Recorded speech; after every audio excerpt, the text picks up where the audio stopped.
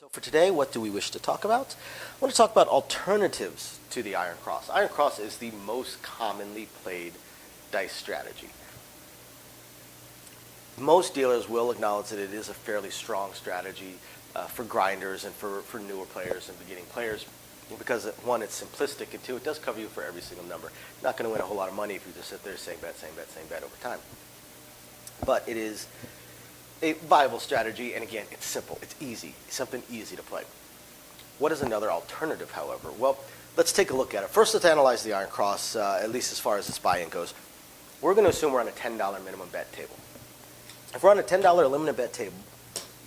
minimum bet table, we will need $10 in the field. Now, the proper Iron Cross, since that is $10, 2 units, we can't 2-unit our inside numbers, inside no 9 rather, we have to 3-unit them. So what is our buy-in here? $51 plus 10, $61 buy-in. We have $61 buy-in. Okay. Aside from this then, what are other strategies you can do? Well, actually, you know what? I think I'm going to leave this set up for you. Another viable strategy, and honestly the one I would be more likely to play. See, here's my problem. The field bet is not a bad bet, despite what some dealers will try and say, oh, there's 16 ways to win, 20 ways to lose. The odds are against you on every single bet except for odds that are true odds. Otherwise, the odds are against you every single bet. So the field is not a bad bet when it comes to that. The reason I personally do not like the field is because, aside from the 2 and 12, it pays even money. There's not a lot of bets on the dice table that pay even money. So I prefer not to get paid even money when possible. I prefer to get paid more than I'm betting. So if this were me, instead of doing 61 in action, I am more likely to throw another $8 into the pot. I am more likely to do 69 in action. What am I going to do? Well, again, we're on a $10 minimum bet table, right? So I am going to do 64 across, and then I'm probably going to do a horn high 12 for $5. So what am I doing with this? Well, I am betting every single number up here, plus I have all the horn numbers. So the Iron Cross was betting the 2, the 3, the 4, the 5, the 6, the 8, the 9, the 10, the 11, and the 12. On the 4, 9, 10, and 11, it's getting paid even money right there. Okay? It's winning $11 if one of these roll. It's winning $10 if one of these roll, or the 11. Well, it's winning 20 if a 2 or a 12 rolls. So, what about my method? I spent $8 extra, and what do I have? Well, I am betting the 2, the 3, the 11, and the 12. Then I'm betting the 4, the 5, the 6, the 8, the 9, and the 10. I'm betting the exact same numbers that the Iron Cross is betting. The exact same numbers. On a roll of a 5, a 6, or an 8, winning 14 here, but I'm losing 5 there, so I'm winning $9. So I'm winning $2 less than the Iron Cross would on those particular numbers. Okay? Now, on a 4, a 9, or a 10, we'll just say the 9. On a 9, again, I'm winning $9. On a 9 here, the Iron Cross is winning 10. So again, I'm winning less. I'm winning $1 less. So I'm winning $2 less or $1 less than these inside numbers. For 4 or 10 rolls, over here, then I'm winning $13.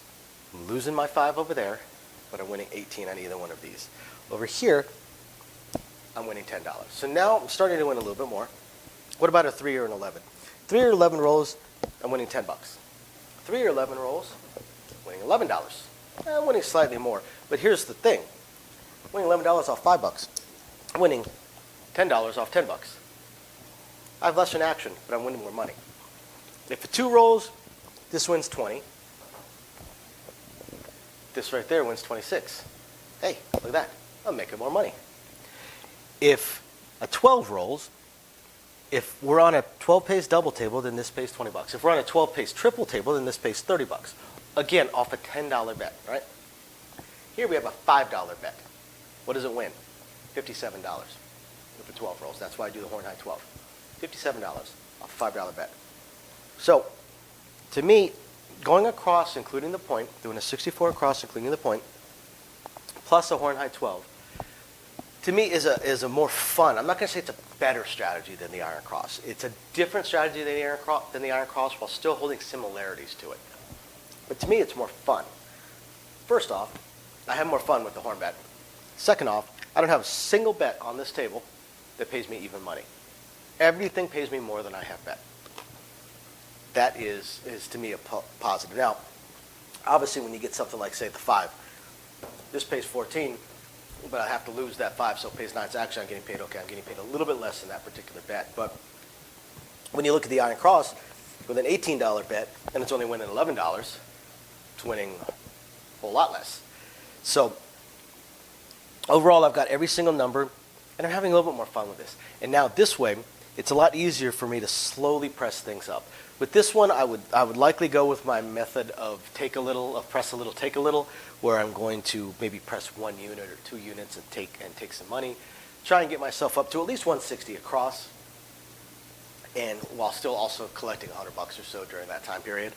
And then from 160 across, at that point, I might start getting a little bit more aggressive, pushing things up a little bit more. Now, as my bets get a little bit higher, I'm probably also going to increase my horn bet. I mean, why not? If I'm making enough, I mean, if I get to the point where I'm pulling at least $50 to $60 anytime one of these numbers hit, I'm probably going to go ahead and have a $10 horn bet, horn high 12. Again, that's just me, how I choose to play it. I just tend to find this particular method more exciting. And just to add a little extra spice to it, I may do some hard ways, $1 each, but to me, those would be a parlay type situation. Probably a parlay type situation. I'll throw $4 into the hard ways. I won't bring it back if they come down, but if one does hit, parlay it. If it hits again, parlay it again. Now, the third time it hits, which is extremely rare, I'm going to go ahead and collect my money. It's rare, but it does happen, and it makes it a whole lot more fun. With a buck, I don't care about the buck. So typically, somewhere once I have $4 chips collected up, I'm likely to throw them into the hard ways. Now, like I said, $69 in action.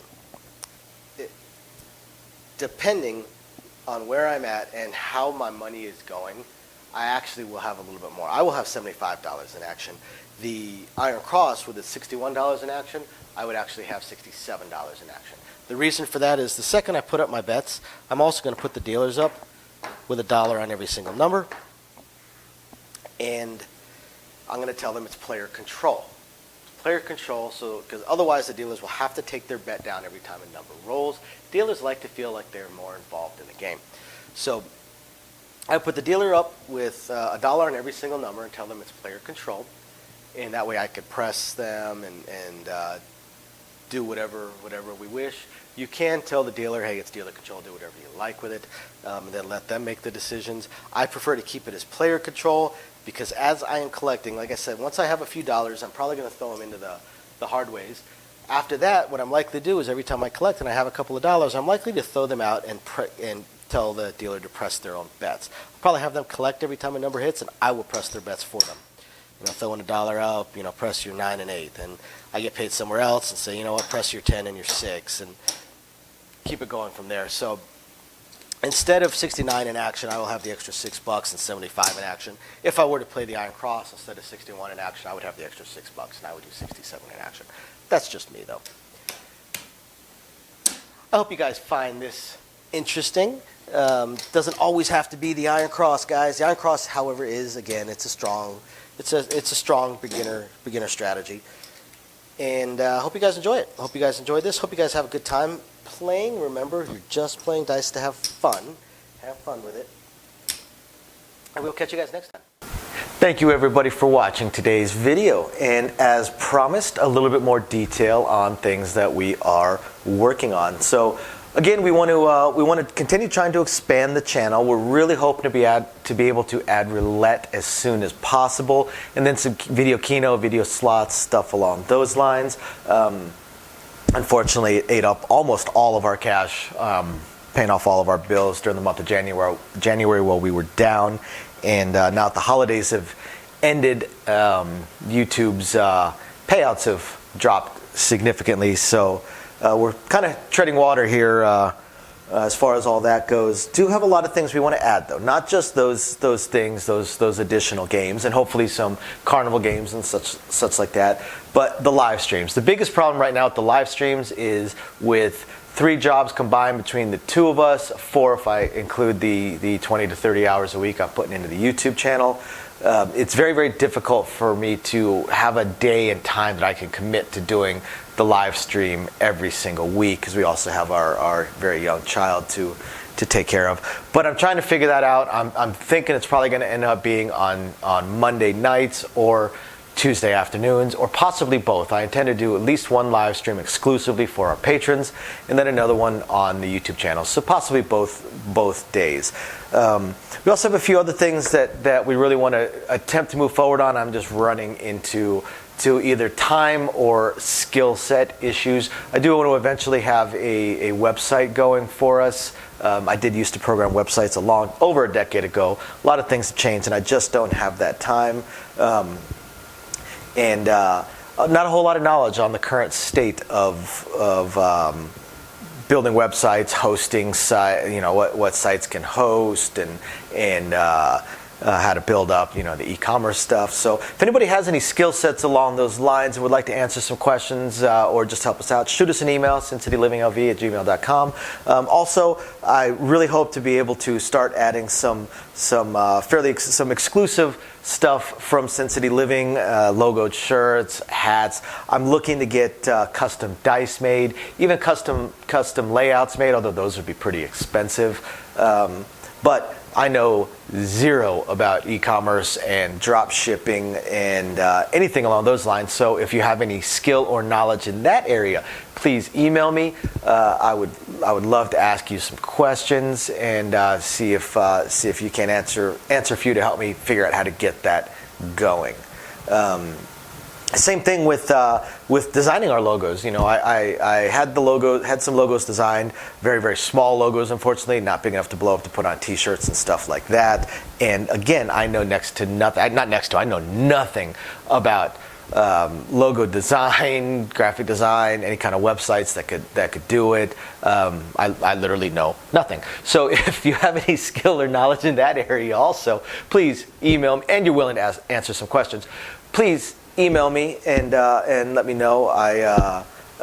I'll admit I don't even know where to start as far as asking some questions, but I'm sure I'll ask a few, and that'll trigger a few more, so on and so forth. So yeah, there's that, and of course we do hope to continue to improve our AV setup, but I am an AV moron, so also right there, if you have any skill sets or knowledge in that area, please email me, and are willing to answer some questions. Please email me and let me know. We would love to help. Otherwise, again, thank you everybody for watching, and we're very excited to continue bringing you our videos. Bye now.